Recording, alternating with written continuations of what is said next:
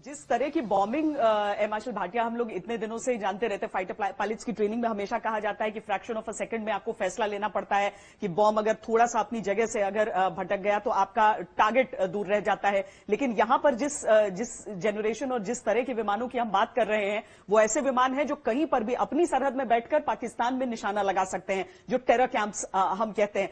कितनी बदली है ये उड़ान, और आज राफेल के आने से कितनी ज्यादा वही शक्ति हम उस हिसाब से देख सकते हैं। जिस प्रिसीजन की बात कर रहे हैं कॉमोडोर दीक्षित, उस हिसाब से सर आप कितने उत्साहित हैं आज?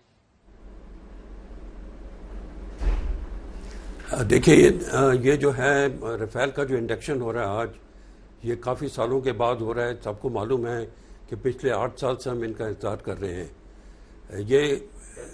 ये कहने की बात है कि आज ये जो डे है, ये golden day not only for golden arrows जो स्क्वाड्रन में जिसमें ये भर्ती हो रहे हैं, ये गोल्डन डेज पूरे एयरफोर्स के लिए है और पूरे देश के लिए है। अब इनकी जो क्षमता है जो राफेल्स की, ये देखिए, ये 4th जनरेशन प्लस फाइटर जहाज़ों में गिना जाता है। एक्चुअली इसमें जो 5th जनरेशन एयरक्राफ्ट के जितने एट्रीब्यूट्स होते हैं, वो सब एट्रीब्यूट्स हैं बिना एक्सेप्ट स्टेल्थ के। तो ये स्टेल्थ एयरक्राफ्ट नहीं माना जाता, लेकिन जैसे सेंस ऑफ फ्यूजन है, सर्वाइवबिलिटी है, लिथैलिटी है और सिचुएशनल अवेयरनेस है, जैसे ये सुपर क्रूज है, ये सब क्षमताएं इस जहाज़ में हैं। तो ये जो जहाज़ है, इसको जब जो इंडियन एयरफोर्स में जो भर्ती हो रहे हैं, तो इसके जो वेपन सिस्टम्स हैं, इसके जो सेंसर्स हैं, इनमें ये क्षमता है कि ये बहुत दूरी तक मार कर सकते हैं।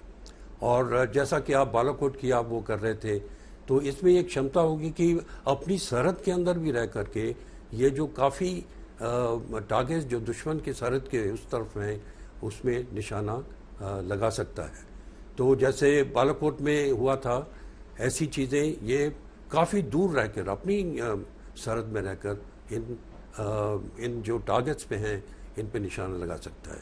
तो ये इसकी क्षमता है, और इसकी और बहुत सी क्षमताएं हैं। हमारे दर्शकों को याद होगा कि उस समय जब हम बालाकोट के समय बात करते थे, जी बालाकोट के समय जब बात करते थे, तो ये हमेशा रहता था कि आप दुश्मन की सीमा में प्रवेश कर रहे हैं, वहां पर आप बॉम्ब करके और लौट रहे हैं, तो सबको ये चिंता रहती। उस समय आपको कहीं कोई रेडार की जद में ना आ जाए। वो तो हमारे वायुवीर ऐसे थे, उनकी क्षमता ऐसी थी कि वो दुश्मन को छकाते हुए लौट आए थे। लेकिन इस तरह का जो विमान है, उसके लिए आपको सरहद पार ही नहीं करनी है। कुछ इस तरह की ताकत राफेल के साथ। कॉमोडोर दीक्षित, एक चीज मैं समझना चाहूंगी कि एक तो होता है वो भारतीय तरीका कि आप कोई भी हथियार है, चाहे नेवी हो चाहे एयरफोर्स, वहां पर जब कुछ आता है, जैसे राफेल की पूजा किस तरह से की गई थी हमने देखा था। शस्त्र पूजा की यह परंपरा कंप्लीटली पूरी तरीके से भले ही भारतीय है, लेकिन हर सेना के अंग में हम ये देखते हैं। अब इसके साथ एक जो एयर सैल्यूट होता है, इसकी भी कोई परंपरा है या फिर ये सामान्य है? क्योंकि हम कमर्शियल विमानों को भी एयर सैल्यूट के साथ ही वेलकम करते हुए, नए अगर वो आते हैं तो देखते हैं। वाटर सैल्यूट, वो जो पानी के फव्वारे की बात कर रही हो, वाटर कैनन या वाटर फ्लो, वो एयरफोर्स का पुराना ट्रेडिशन है। और मैं हमेशा इस बात का सपोर्टर रहा हूं कि जो पुराने ट्रेडिशंस हैं, उनको हम उन्हें काबिल रखना चाहिए और उसमें शामिल होना चाहिए। इससे बदलाव होने से क्या होता है कि आम एयरफोर्स की जो जनता है, उसमें कभी कभी अड़चन में आ जाती है। तो मैं आपके चैनल से फिर कहना चाहूँगा कि जो वाटर कैनन जो ऊपर जा रही है, ये पुराने तरीके हैं, और हमारे कमर्शियल एयरलाइनर्स के भी पुराने तरीके होते थे। मैं मानता हूं कि भारत में शायद थोड़ा बदलाव होगा आने वाले वर्षों में, लेकिन हम अब जहां तक कि अपने को, अपनी एक्शंस को और हमारे तौर तरीकों को भारत के संविधान से जोड़ के एक सेक्युलर तरीके से करें, तो सबसे अच्छा तरीका होगा। और इन बातों को मद्देनजर रखते हुए आप जरूर मानेंगे मेरी ये सलाह कि जो वाटर कैनन है वो किसी विवाद का विषय नहीं बन सकती।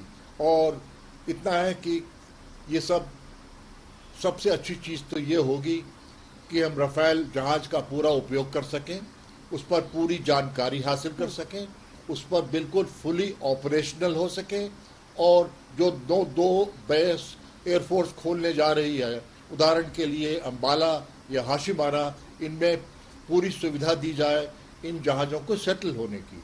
और एक साथ ये भी कहना चाहूँगा श्वेता कि हमारे जो पायलट्स जो ट्रेन हो रहे हैं, जो बड़ी मात्रा में ट्रेन किए जाएंगे 36 जहाज़ों के लिए, 2 स्क्वाड्रंस के लिए, उनको हम इस काबिलियत पे ले आए कि वो कहीं पर जाके इन एयरक्राफ्ट का ऑपरेशंस कर सकें। अगर आप इन राफेल जहाज का इतिहास देखें तो इनका उपयोग हो चुका है और हम फ्रेंच एयरफोर्स इनको कोalition फोर्सेस के साथ उपयोग में ला चुकी हैं। और हमारा भी अनुभव फ्रेंच जहाज़ों का पुराना है, जैसे मैंने पहले ही वक्तव्य में कहा था। मिराज 2000 को हम बिल्कुल सफलता से उड़ा चुके हैं, उसका उपयोग कर चुके हैं और मैं आशा करता हूं कि उसी सफलता से हम राफेल का भी उपयोग कर पाएंगे। नमस्कार, मैं हूं अंजना ओम कश्यप। हमें उम्मीद है ये वीडियो आपको पसंद आया होगा। लेटेस्ट खबरों के लिए यूं ही देखते रहिए आज तक और इस वीडियो के पसंद आने पर लाइक, शेयर एंड सब्सक्राइब करना ना भूलें।